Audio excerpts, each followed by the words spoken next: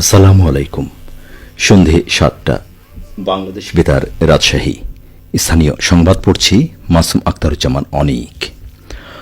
অন্তর্বর্তী সরকারের আইন উপদেষ্টা ড আসিফ নজরুল বলেছেন, বিচার বিভাগকে ব্যবহার করে মানুষকে হয়রানির সংস্কৃতি থেকে বেরিয়ে প্রকৃত ন্যায় বিচার প্রতিষ্ঠা করা হবে।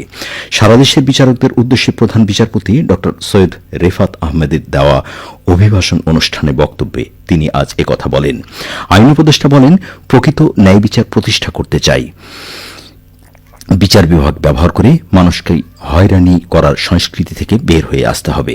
ফ্যাসিস্ট সরকারের আমলে বিচার বিভাগ থেকে অনেক অবিচার হয়েছে। মিথ্যা ও গায়েবী মামলা দিয়ে অসংখ্য মানুষকে হয়রানি করা হয়েছে। বিচার বিভাগ থেকেই যেন আর কোনো অবিচার না হয় সেটা নিশ্চিত করতে হবে। আইন উপদেষ্টা বলেন, গায়েবী মামলা দিয়ে মানুষকে হয়রানি এই অন্তর্বর্তী সরকার সমর্থন করে না। ঢালাওভাবে মামলা দিয়ে হয়রানি করার সংস্কৃতি থেকে বের হতে হবে। এক্ষেত্রে বিচারকদের দেখতে হবে অযথা নাগরিকরা যেন হয়রানি না হয়। প্রধান বিচারপতি অভিভাষণে বিচার বিভাগের জন্য একটি রোডম্যাপ তুলে ধরেন। আগামীকাল থেকে রাজশাহী বিশ্ববিদ্যালয়ের 2023-2024 শিক্ষাবর্ষ স্নাতক সম্মান শিক্ষার্থীদের ক্লাস শুরু হবে। এদিকে নবাগত শিক্ষার্থীরা র্যাগিংয়ের শিকার হলে কঠোর ব্যবস্থা নেওয়ার হুঁশিয়ারি দিয়েছেন বিশ্ববিদ্যালয় প্রশাসন। আজ এই বিষয়টি জানিয়েছেন বিশ্ববিদ্যালয় প্রক্টর, ছাত্র উপদেষ্টা ও জনসংযোগ দপ্তরের প্রকাশক। এর আগে গত 18 সেপ্টেম্বর বিশ্ববিদ্যালয় জনসংযোগ দপ্তরের এক বিজ্ঞপ্তিতে র্যাগিং বিষয়ে সতর্ক করে জানানো হয়, র্যাগিং একটি সামাজিক অপরাধ। কেউ র্যাগিং করলে বা কাউকে র্যাগিং করতে উদ্বুদ্ধ করলে বিধি মোতাবেক শাস্তি প্রদান করা হবে।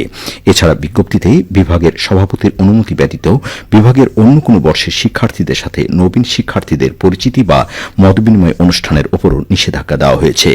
এ বিষয়ে প্রক্টর অধ্যাপক মাহবুবুর রহমান বলেন, একজন শিক্ষার্থী যখন সদ্য এইচএসসি পাশ করে বাড়ির বাহিরে আসে তখন তারা অনেকটা কোমলমতি থাকে। র্যাগিংয়ের মাধ্যমে যখন তাদেরকে হয়রানি করা হয় তখন তাদের মানসিক বিকাশে প্রভাব ফেলে। নতুন এই শিক্ষার্থীরা তখন ভেঙে পড়ে, পড়াশোনার মনোনিবেশ করতে পারে না, যার ফলে শিক্ষার পরিবেশ বিঘ্নিত হয়। বিশ্ববিদ্যালয় প্রশাসন কখনোই এ ধরনের পরিবেশ চায় না। কারো বিরুদ্ধে র্যাগিংয়ের অভিযোগ পাওয়া গেলে তাদের কঠোর শাস্তির আওতায় আনা হবে। বাংলাদেশ আদর্শ শিক্ষক ফেডারেশন মোহনপুর উপজেলা শাখার শিক্ষক সমাবেশ অনুষ্ঠিত হয়েছে। আজ মোহনপুর উপজেলার হলরুমে উপজেলা শাখার সভাপতি অধ্যাপক মাহবুবুল আলমের সভাপতিত্বে ও সাধারণ সম্পাদক মাস্টার আব্দুল আজিজের পরিচালনায় প্রধান অতিথি ছিলেন বাংলাদেশ আদর্শ শিক্ষক ফেডারেশন রাজশাহী পশ্চিম জেলা সভাপতি অধ্যাপক কামরুজ্জামান। অনুষ্ঠানে উপজেলার বিভিন্ন কলেজ, উচ্চ বিদ্যালয়, মাদ্রাসা ও সরকারি প্রাথমিক বিদ্যালয় সহ বিভিন্ন শিক্ষা প্রতিষ্ঠানের শিক্ষকরা উপস্থিত ছিলেন। 4 দিন বন্ধ থাকার পর আজ থেকে আমদানি রপ্তানি শুরু হয়েছে চাঁপাইনবাবগঞ্জ সোনা মসজিদ স্থলবন্দরে। আজ সকাল 10:30টার পর থেকে ভারত থেকে পণ্যবাহী ট্রাক আসা শুরু হয়। এতে কর্মচাঞ্চল্য ফিরে আসে বন্দরে। বিভিন্ন দাবিতে 15 সেপ্টেম্বর থেকে সোনা মসজিদ স্থলবন্দরে আমদানি রপ্তানি কার্যক্রম বন্ধ রেখেছিলেন ব্যবসায়ীরা।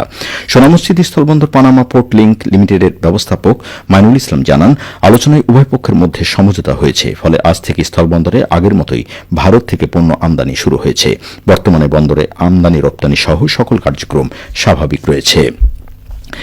নানা আয়োজনে নাটোরে ঈদে মিলাদুন্নবী উপলক্ষে জশনের জলুস অনুষ্ঠিত হয়েছে। এ উপলক্ষে আজ আহলে সুন্নাত ওয়াল জামাত নাটোর জেলা শাখার আয়োজনে বিশাল শোভাযাত্রা, আলোচনা সভা ও দোয়া মাহফিল অনুষ্ঠিত হয়।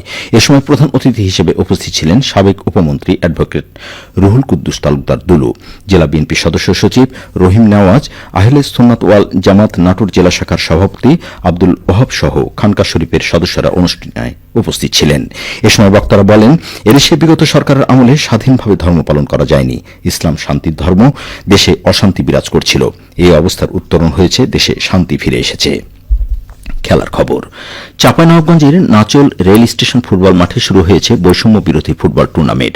গতকাল টুর্নামেন্টের উদ্বোধন করেন নাচল সরকারি কলেজের অধ্যক্ষ শরীফুল ইসলাম। এ সময় নাচল উপজেলা পরিষদের সাবেক ভাইস চেয়ারম্যান আবু তাহের খোকন সহ শিক্ষক শিক্ষার্থীরা উপস্থিত ছিলেন। উদ্বোধনী খেলায় লাভলি রিয়াল এস্টেট দল 2-1 গোলে মল্লিক পর ডন ফুটবল ক্লাবকে পরাজিত করে। নাচলের শ্যামলী সংঘ আয়োজিত টুর্নামেন্টে মোট 16টি দল অংশ নিয়েছে। সবশেষে আবহাওয়া।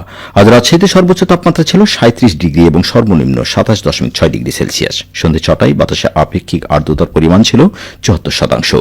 রাজশাহী পার্শ্ববর্তী এলাকায় আগামীকাল সূর্যোদয় ভোর 5:54। সংবাদ শেষ হল। আমাদের পরবর্তী স্থানীয় সংবাদ প্রচারিত হবে আগামীকাল সকাল 8:10।